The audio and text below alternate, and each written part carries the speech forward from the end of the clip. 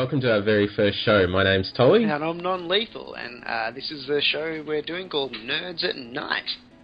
That's right. This show is something we've decided to do for a little bit of fun, and we'll be talking all things tech that happened during the previous week, or whenever, or whatever else interests us. And this show we're going to be wrapping up what happened in this week's E3 2014, some of our favourite games and developments and things that have been announced. So, where would you like to start, Tolly?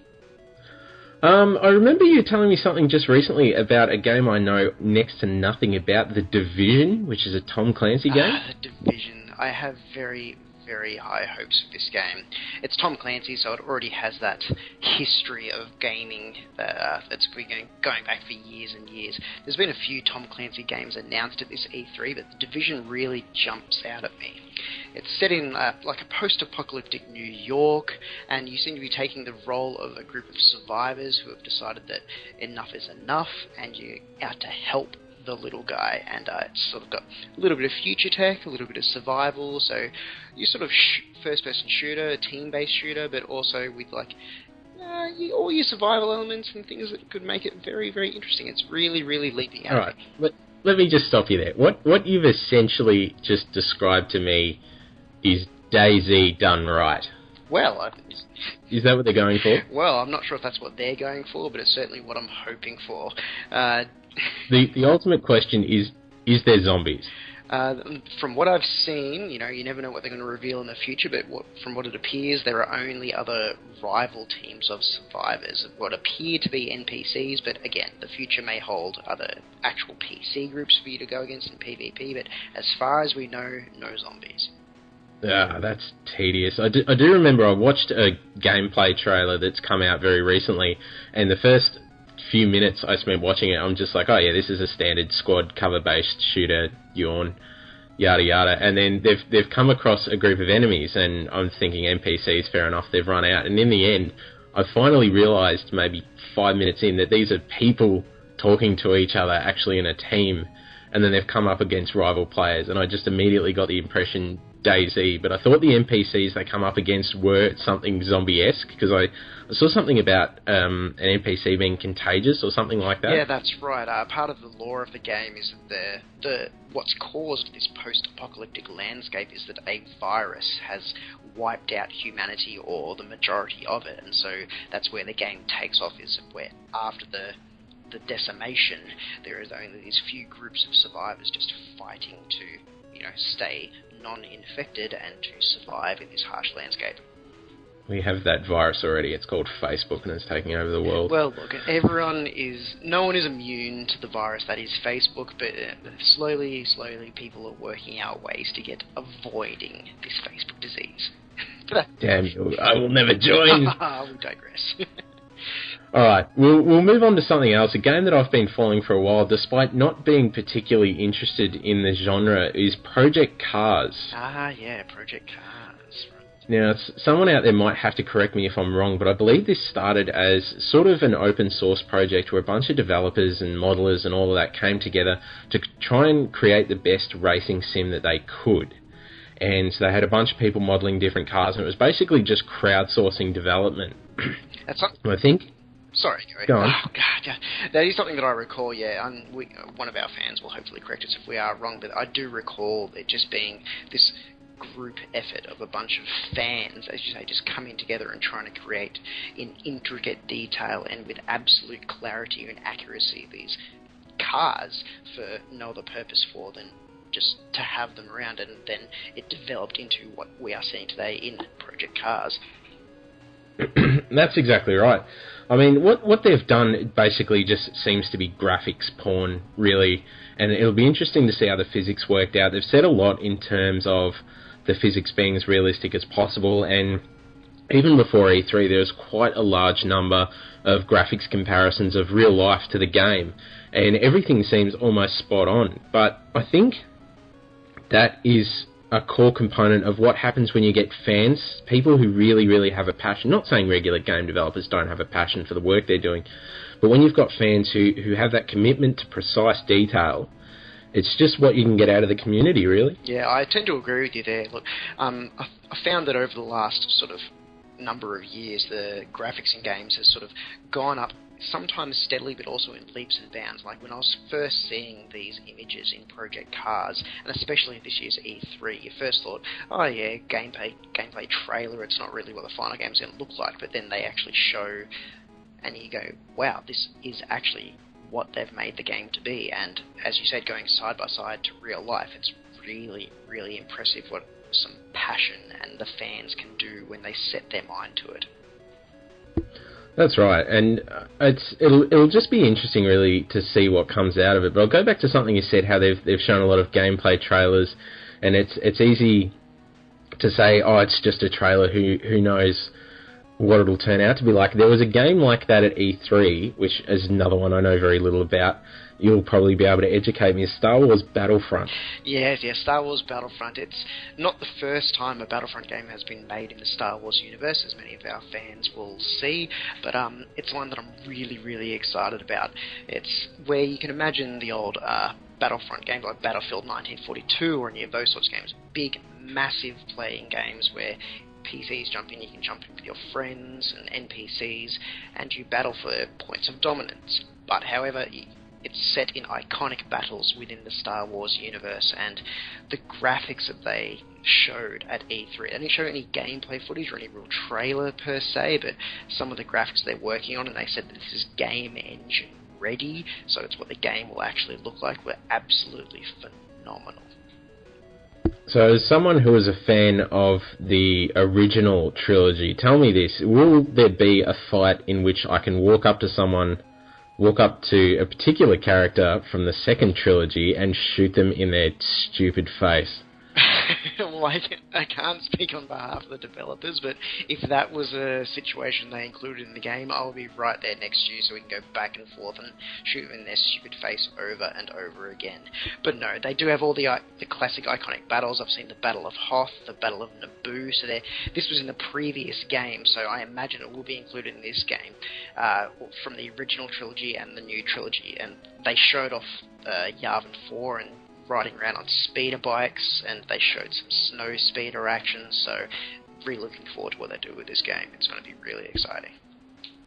So this is essentially Star Wars Battlefront 3. Yeah, that's right. There has been a couple of Star Wars Battlefront titles in the past, but it's been a number of years since one has been released because it changed hands with a few different developers and went into a bit of limbo, and now it's coming back apparently with a vengeance, which is, really exciting for a game like me. But speaking of coming back with a vengeance, I believe you wanted to explain a game to me which I'm finding hard to understand, right? We're talking about Yoshi's Woolly World. Oh my god, it is the most adorable game I've ever seen. I swear to God, and I'm gonna gush over this. It's essentially like the original Yoshi's Island that came out, I think, the Super Nintendo like a decade ago or more. And those games were great. They come from a genre that I've colourfully titled the girlfriend genre. Is a game that you can sit down and play with your girlfriend because they'll play it because it's Mario and Yoshi and it's cute and adorable and all that sort of nonsense. And I played the original Yoshi's Island on the Super Nintendo, which I still have to this day. And the interesting thing is you get about halfway through this game, right? And a lot of people look at this and say, oh, it's a kid's game, yada yada. But you get about halfway through and this game turns around and starts kicking your ass. And I wonder whether this will have the same challenge in it. Well, there's not a lot that I could really comment on that because I never really put the time and effort to get even halfway through the original Yoshi, as you were just mentioning then. Like, as you said, the original Yoshi's Island was very cute, very kidsy. I can see the appeal of it, as you said, in a girlfriend sort of genre sort of game, and it matches this same thing in Yoshi's Woolly World. It looks fantastic. I will not argue that. The graphics in it look absolutely adorable and detailed, and so the gameplay, but it looks very, very similar to the original Yoshi's Island, with a few extra features which, with the wool, they've tried to incorporate into it to make it a bit unique. But yeah, it'll be interesting to see where it goes, but I'm not really sold that it's a game for me. Maybe you'll be able to change my mind a bit down the track with that one. Well, I should probably temper my opinion on this, that Nintendo, and I know they get hammered into the ground for this from nearly everyone, is that they are still recycling concepts. So they've taken the original Yoshi's Island essentially, except they don't seem to have Baby Mario anymore. Maybe he'll be in there, maybe he'll be all grown up, who knows.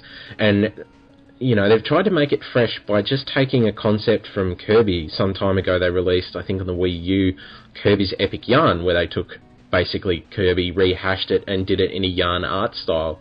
So I don't know where Nintendo's going with this, where they're sort of recycling some of these concepts. I mean, it's still just so goddamn adorable that yeah, right. It's got me on the border of wanting to buy a Wii U, and I don't need this console in my life. I have all the other consoles, bar an Xbone and a Wii U, and I'm trying to find all the reasons I can to not get a Wii U, and I swear to God, if a Metroid game comes out, I'm going to lose it. Well, if this game makes you want to get a Wii U and not all the other games that were announced for the Wii U at E3, then yeah, I feel very sorry for you.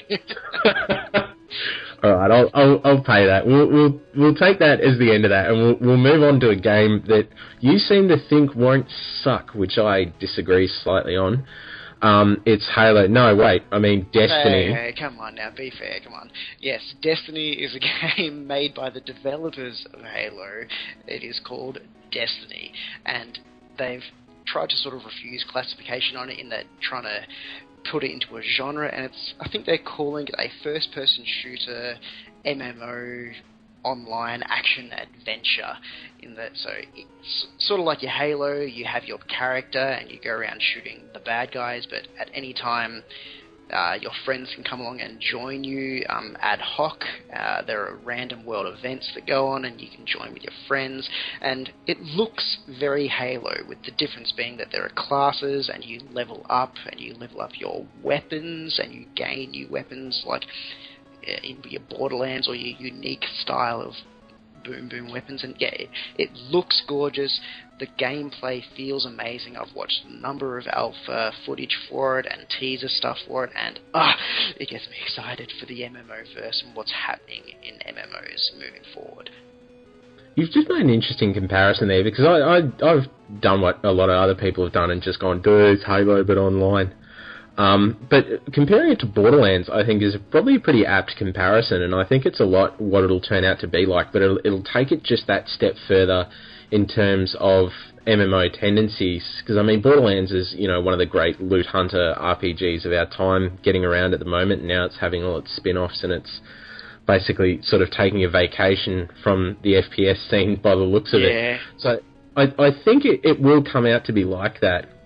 I was very foolish and didn't sign up for the alpha on the PS4 because I'm a special level of retard like that. Very special retard. I'm going to defend that by saying PC Master Race. If I can't play an FPS on the PC, it's not worth playing, which is going to come back to bite me in our next topic. But we'll stay with Destiny for a bit. So, is it? It sounds a little bit to me like it's going to compete almost directly with the Division in an MMO sort of sense.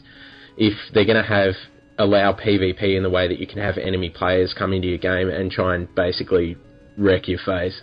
Well, it could be that sort of situation, you're right. Like, we won't know more until we get more information from both the Division and Destiny, but you're right in that the Division seems to be more squad-based, like you control your squad against squads controlled by other players. I may be wrong about that, maybe some of our listeners will be able to correct us, but yeah, Destiny does sort of seem to be where you can either play solo or you can play with a group and it won't help or hinder you either way. There'll be extra missions when you're solo or extra missions when you're with a group you couldn't do in the other sense.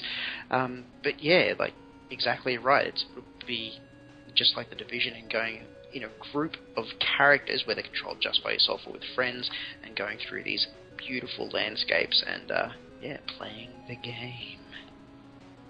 Sorry, Halo Mamorpiga. Moving right along. A game that I did want to talk about, which I've just kicked myself sort of for saying FPS not on PC. Yes, do tell. Is the devil. Is we've finally heard some more news about Uncharted 4 for the PS4. All we'd heard about this previously was there will be an Uncharted on the PS4. Will it be a spin-off or a new trilogy or whatever? But they've announced that it's basically Nathan Drake again, and it's subtitled A Thief's End, which has raised a lot of eyebrows. Yeah, my eyebrows are considered raised. Like, I haven't got really, really into the Uncharted series, as a number of my Because friends you're a terrible person. Yes, I deserve to go to hell and burn for all eternity.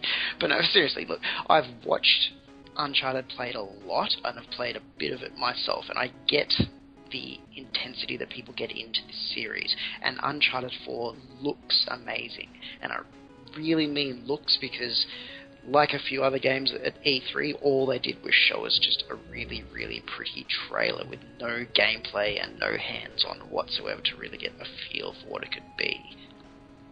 That's fair. I like the idea of the story that they're going to come out with. I don't like that they've changed Drake's iconic look a bit, I guess, because it has to be all super next gen and whatever.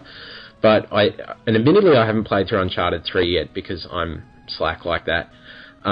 But Uncharted 1 and 2, the controls were still very sort of flaky when it came to the FPS, and it's getting better, and I've heard Uncharted 3 was the best for this, and I'll get back to everyone once I've finally played it. So I really hope they've really tightened up the FPS mechanics, and it'll just be interesting to see where the story goes, because it involves pirates, and knowing Naughty Dog, I have a slight suspicion that they may find a way to include ninjas, because that'll work pretty well with Drake's humour when you've got pirates versus ninjas. Yeah, that'll be some very entertaining stuff right there. Like, it's the iconic battle of the pirates versus the ninjas. Wenches versus ninja stars. You know, what more could you want but in Uncharted? Yeah, well, that's fair enough. And I mean, the only thing I could really want is for them to not bring back some of the terrible female characters that they've had in it, whose only purpose has been to serve as damsel in distress. And I'm not going to go on the whole sexist rant of we need more women in games so we can look at different butts when we're walking around games, but I think that's where the story has lagged in the Uncharted series, has been with the female characters, and that's the only thing I think they really have to improve on in this game for it to just be another Naughty Dog success like everything else. Right. One thing that I am worried about with Uncharted 4, and this may be completely unfounded, and I hope it is, but in a way I hope they are not giving away the ending with the title. A Thief's End seems very climactic to me, and I hope I'm wrong, but hey, maybe that's just me. Can you imagine the internet outrage? Oh my god, spoiler alert, the title! No, oh god, how dare you kill off Nathan Drake? And like, what? It's just a title, the game isn't even out yet. Rage. He may not be the thief that meets his end. Ooh, ominous. Ooh, ominous indeed. Speaking of ominous and things coming from the shadows, this will ties along nicely to our final game review of the day, and we are going to talk about, of course, what has been going around E3 a lot lately, and that is Assassin's Creed Unity. Now, Tolly, what can you tell us about this game? Well, I wanted to say great things about this game. It's now set in the French Revolution, which is obviously a great period, and they've released information saying that Paris is going to be one of their biggest maps ever. Hey, granted, they hear the people sing the song of angry men. and they said that about Rome. I think it was for Brotherhood potentially, and Rome sucked in my opinion because there wasn't enough cool stuff to climb on. There was a lot of running around on your horse, which I found to be pretty tedious. But then in Black Flag, they fixed that because sailing a pirate ship was hardcore. So it'll be interesting. But I wanted to say great things about this because I love the Assassin's Creed series. I've played every one, even though the third one, even though it sucked. But they've destroyed it for me because 4-player co-op. Why would you do that? Look. From what I've understood of this, and I get your reservations about this because you don't have 4 friends to rub together, but it seems like you're completely capable of playing this game solo from start to end. It doesn't look like co-op is required to play the game. So for people like me who have a wide circle of friends who enjoy gaming, we could go 4-player whenever we like to. Or if I could sit down on a nice quiet Saturday night, I could play it by myself. Look, and I'm really looking forward to that aspect of the game. The 4-player co-op looks really exciting to me. Like, multiplayer has been done in Assassin's Creed games, and like I get the appeal of that, but 4-player co-op just brings about a whole slew of new options for you to play in your single-player game. Like, they did it in the previous Assassin's Creed games, where you had like your mentor assassins. You could tell them to shoot people with the press of a button, but I love the idea of having someone who has the same goal as you, but you have no control over apart from perhaps voice chat. Nothing will end friendships quicker than, oh, you stole my kill, you son of a bitch, on me! Hey man, as long as the mission gets completed, it doesn't matter who takes the kill. Especially if there's like team killing, so as someone's about to take out your target, as in your collective group, you kill them because you're like, this kill's mine, you bastard. Okay, yeah, that would end friendships, yeah, you're right. But I like the idea, like I know they will allow you to play through it single player, because if they don't, I hate you, Ubisoft, and you should die in a fire. But it'll be interesting to see how they incorporate it. I don't know if they're going to do a GTA 5 thing where you sort of switch between the different characters and you need to set everyone up and then execute this brilliant kill across 4 different people, which I'd kind of be okay with, because that's pretty cool, and at least you've got some backup instead of just sitting there holding counter until you can stab everyone that's lining up. It's not a bad idea, yeah. It sort of brings me back to one of the original Tom Clancy games, Rainbow Six, where you could take control of different members of your team and set them up and give them commands, and then when you execute a go signal, all of those commands went off at once. That could be really interesting. I hadn't thought about that. Good idea there, Tully. Maybe you should be a developer. Maybe I should work for Ubisoft and I could tell them to stop using their stupid bullshitty DRM. You tell them to but anyway, fire. That's right. Show up for the job interview. Just be like, I've got this great idea for Assassin's Creed, but first you should die in a fire. And as one of the final things in Assassin's Creed that really sort of like the game looks amazing, and we expect it from Assassin's Creed. It's gotten progressively better over time, but like the movement looks so much more fluid in this one. They said when you get to the top of buildings, instead of just jumping off leap of faith style, you'll have much more fluid and quick ways to get to the ground instead of just leaping and hoping, which to me is great. It's like, because every time I climb to the top of a tall structure, I just want to leap off because it's simple that way. Yeah, that's fair. I did read a comment on one of the E3 trailers with someone saying they hoped they had more down parkour options, which I guess is one of the better ways to describe it, because it's always a bit jarring in the game where you so elegantly climb to the top of this beautifully architected building, and when you jump off, you drop 6 stories to a 3/4 health bar loss. And it's just like, well, that wasn't very elegant for someone who's a superior assassin. You've just jumped onto a tile roof from 6 stories. That's right, yeah. And one of my final thoughts for this game is the environment AI, I suppose, is what you could call it.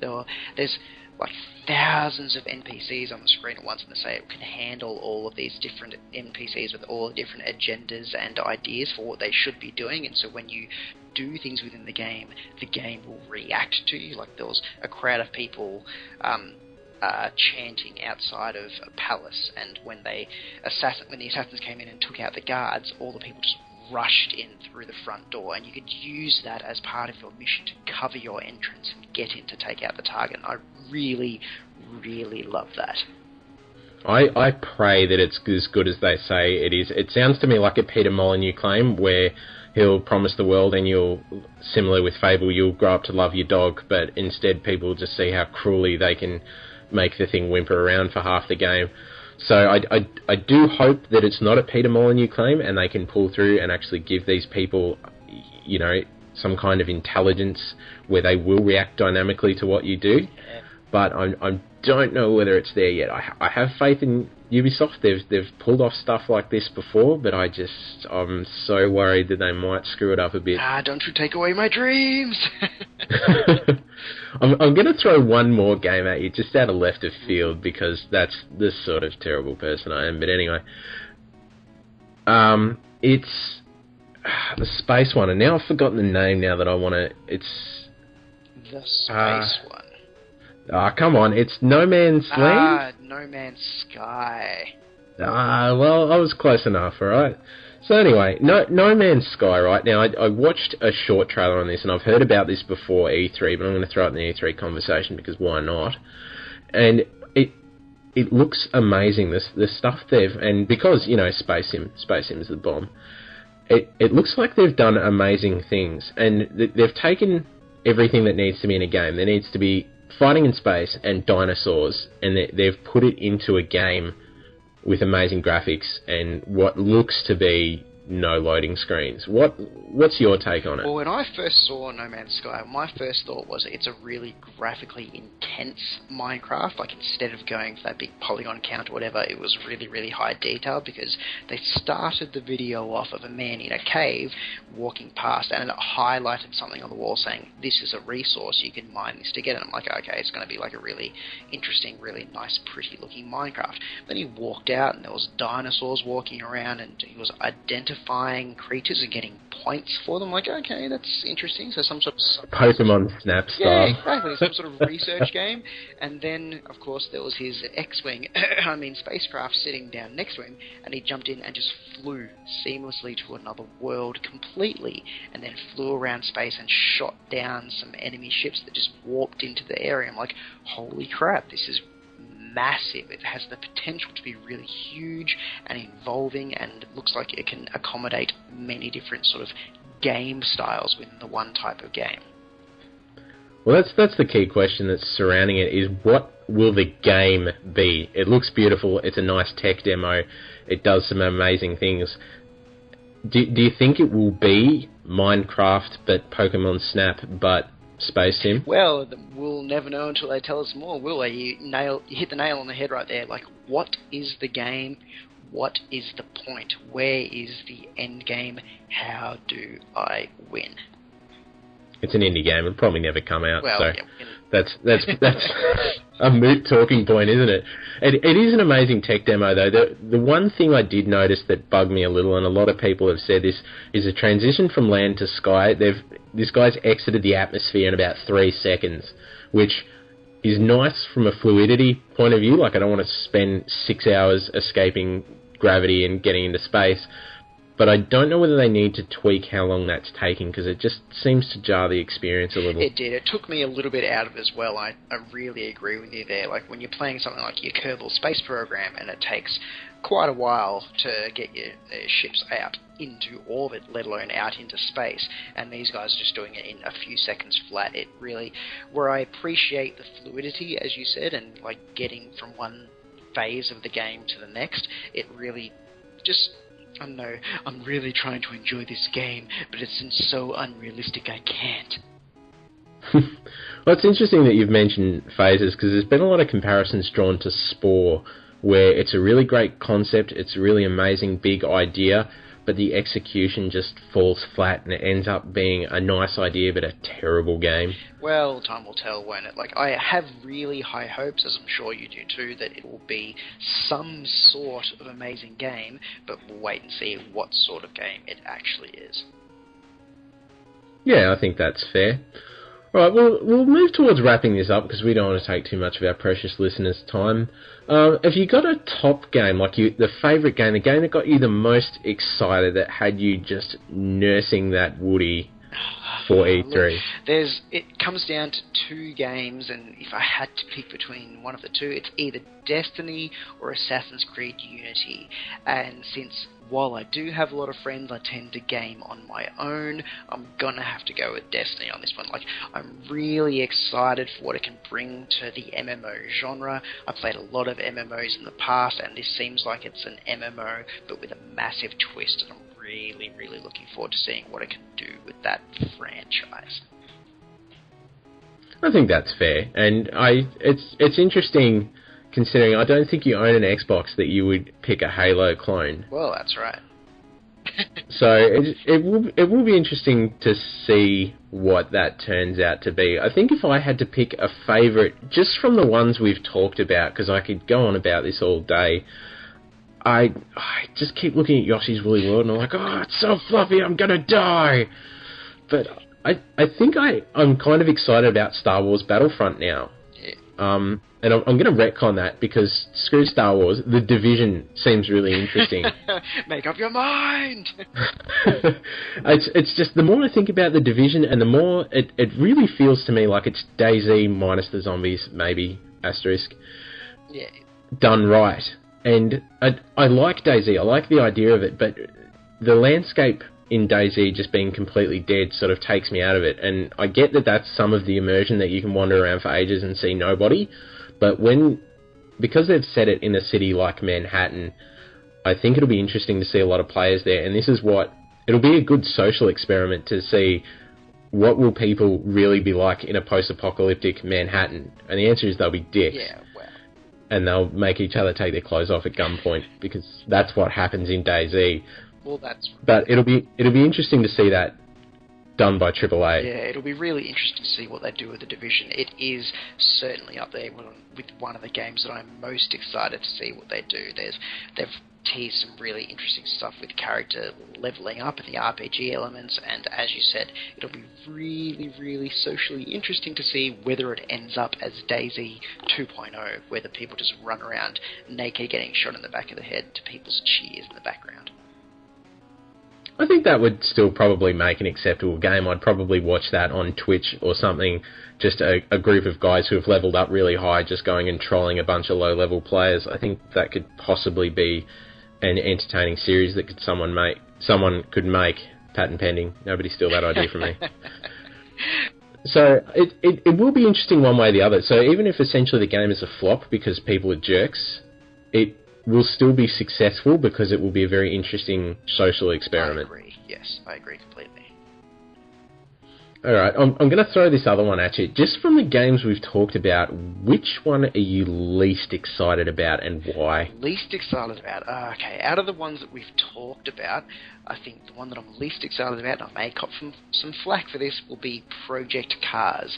Now, I gushed about how it's going to be beautiful and be really, really realistic, but at the end of the day, to me, it's just a really, really pretty racing game. And racing games don't really hold my attention for too long. Like, once you get the hang of the controls and you can just go and you memorize the courses, it's just no fun anymore. So that's my downside to the games we've talked about today. Yeah. That's alright. I'm about probably the only person that won't give you flack over that, because that's what I was going to pick as well. And partly because I thought you were going to pick Yoshi's Woolly World, which would have brought our friendship to a very abrupt end.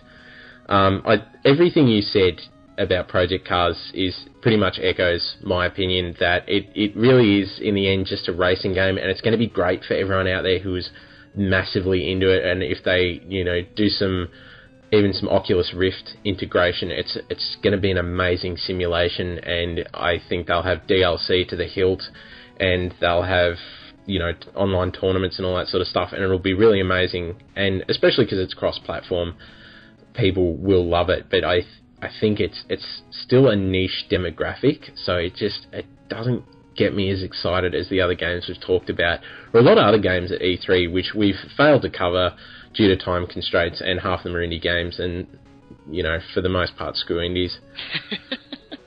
Look, I wouldn't say screw indies. There's some quite nice indie games out there, but yeah, there's lots of games at E3 that we haven't even touched on yet.